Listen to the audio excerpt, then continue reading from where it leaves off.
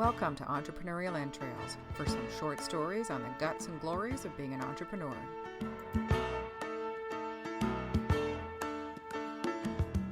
Short people got no reason. Short people got no reason. Good morning and welcome to Entrepreneurial Entrails. My name is Elizabeth Plouffe and I'm with you today for Wise Word Wednesdays. And, there were some that would question whether wise words come out of my mouth, but I like to think they do periodically. And but today, there's a whole whack of wise words today. The resource that I'm going to talk to you about today is Think and Grow Rich by Napoleon Hill. And I'd heard about this book off and on for a while and ended up picking up a complete classic text. It's a beautiful black bound gold, fancy-dancy version. And I have stickied the crap out of this thing. It is filled to the teeth with, sorry, my phone's buzzing away here, with markers of, can you hear that? It's not cash yet, but whoo, that's a lot of stickies. Just love this book. It is, it's written in 1937, and I've probably talked about it off and on, but this is my first fully dedicated to the book, and finished it about a month ago. And it's just crazy good. So if you're into business books, even if you're not into business books, but you're into your business, do yourself a favor and pick this book up. There's a variety of versions. This one I happen to love just because I'm a bit of a nerd when it comes to how books are bound and what they look like. So made me kind of happy. Originally published in 1937, this is a many-year project that was begun with Andrew Carnegie and a wide variety of experts, industry experts. So Henry Ford in their day, which of course they stand still and true to now being experts, but just it gathered all the wisdom and all the stuff from the gentlemen who had been succeeding in that generation. And on the heels of the Great Depression, the 29 stock market crash, talks about the impact of that, talks about how industry needs to change and all this kinds of things. And one of the major thing that I got out of this is their views on leadership.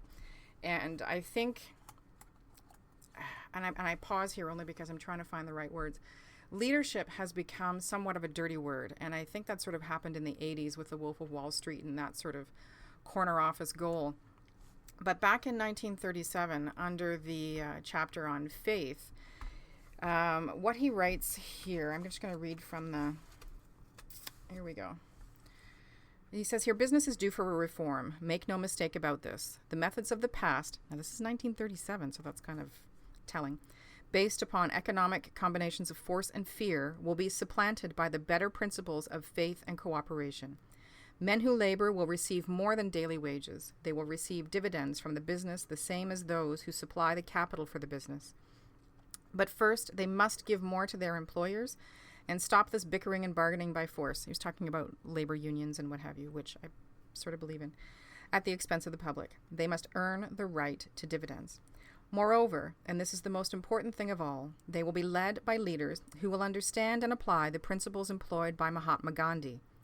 Only in this way may leaders get from their followers the spirit of full cooperation, which constitutes power in its highest and most enduring form. Seriously, chills down my spine. This stupendous machine age in which we live and from which we are just emerging has taken the soul out of men. Its leaders have driven men as though they were pieces of cold machinery. They were forced to do so by the employees who have bargained at the expense of all concerned to get and not give. I don't completely agree with that statement, but anyway. The watchword of the future will be human happiness and contentment. And when this state of mind shall have been attained, the production will take care of itself, more effectively than anything that has ever been accomplished where men did not and could not mix faith and individual interest with their labor. I just tell you, this book just makes me so happy. And some of the things were a bit funky chicken, but for the most part, it is just phenomenal. The way that they talk about how leadership should happen, how it should be done with honor, how you should be respecting your employees and engaging them in the process. And there's this new emergence of realizing that the industrial glass office age needs to be over and operating from fear as a leader needs to be over.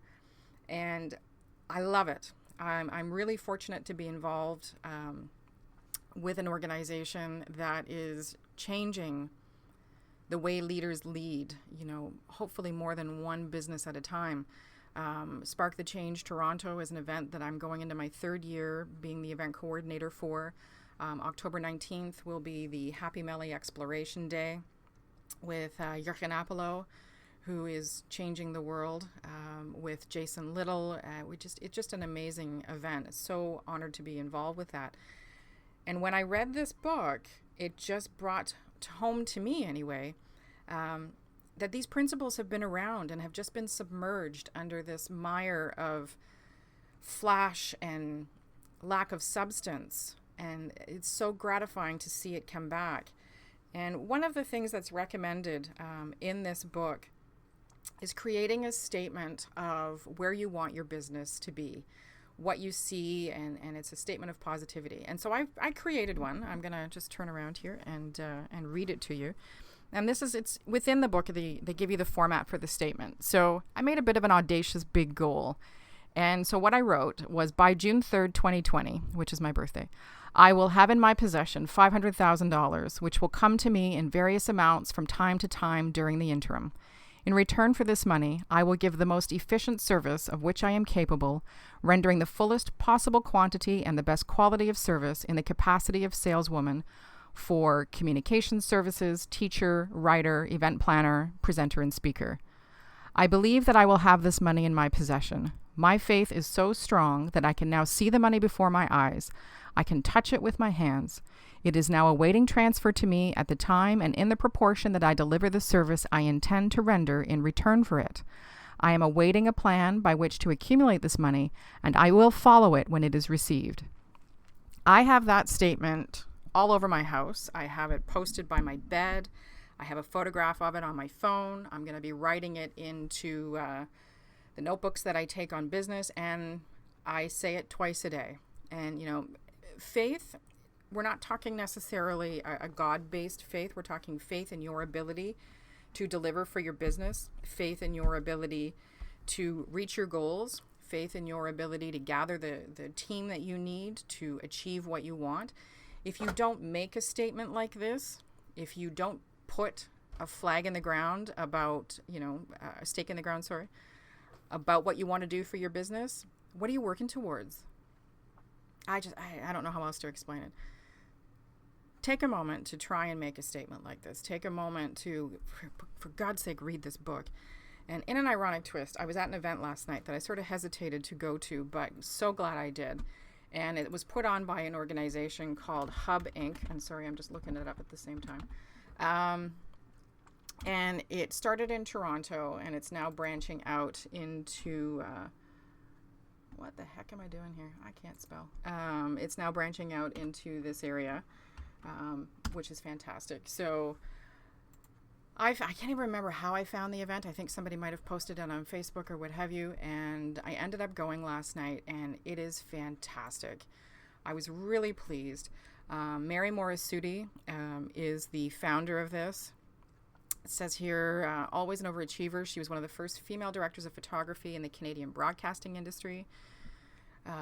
So she's now, I think she's creating Storybox PR. What she said last night was that she's left all her other businesses and she's focusing solely on Hub, which is Heighten Your Business.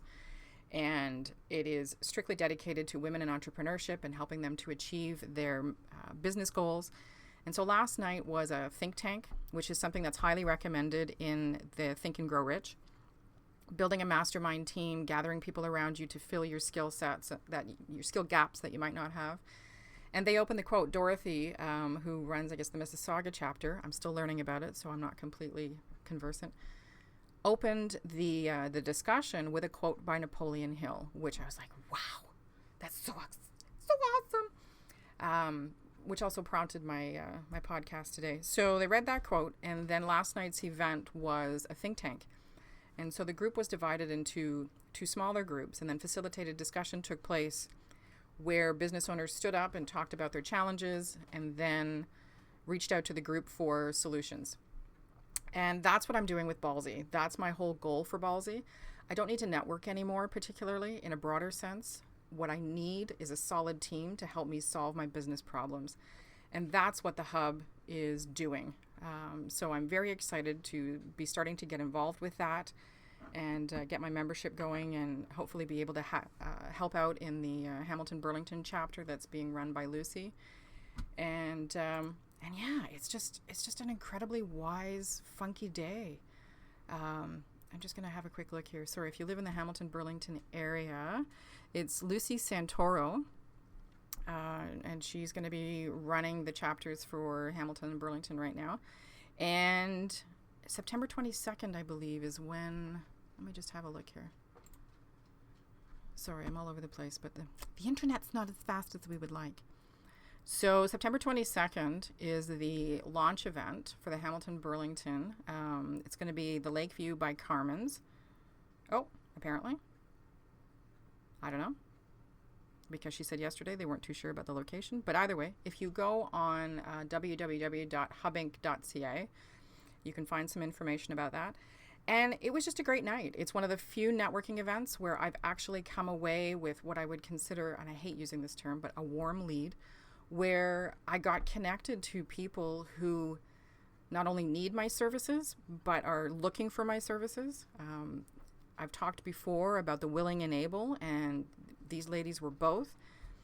Mary facilitated our group, did a fantastic job, and some great discussion came out of it and solutions for people in their businesses, which then prompted some smaller discussions after, where I sat down with a lady named Joan and gave her some communication ideas for her business card and her business and what she's trying to do. Happy to do that during that event. It was just great. So those are my wise words for today, which is read, of course, because reading is awesome. Take a moment to read Think and Grow Rich with Napoleon Hill. Dedicate the time. Have a notebook ready. I guarantee you will be inspired and get ideas out of it. Reach out to groups in your area. I had never heard of Hub. I didn't know anybody at the event. I just put my fancy shoes on and off I went. So glad I did. It's a fantastic opportunity. And so take a chance on those events. Build your team. Ask for help. And make a statement about what you want to achieve for your business. Put a deadline on it. Have faith in yourself that you are going to be able to achieve that goal. Say it out loud, commit to it, and then make the plan to make it happen. Because there's no point in speaking the words. There's no point in saying I have a business and I'm not doing anything with it. Do something. Take action. Put your big girl pants on, or boy pants on, depending on who's listening. So that's my wise words for today. I would love to hear from you if you've had any, business breakthroughs recently, or any business books that you recommend, or online things. I've started listening to Gary V on YouTube, which is fantastic. So love to hear if you've got anything to share. And just remember that you have the guts and glory to make your own story. And we will talk to you soon. Have a fantastic day. Bye-bye. They got little cars that go beep, beep, beep. They got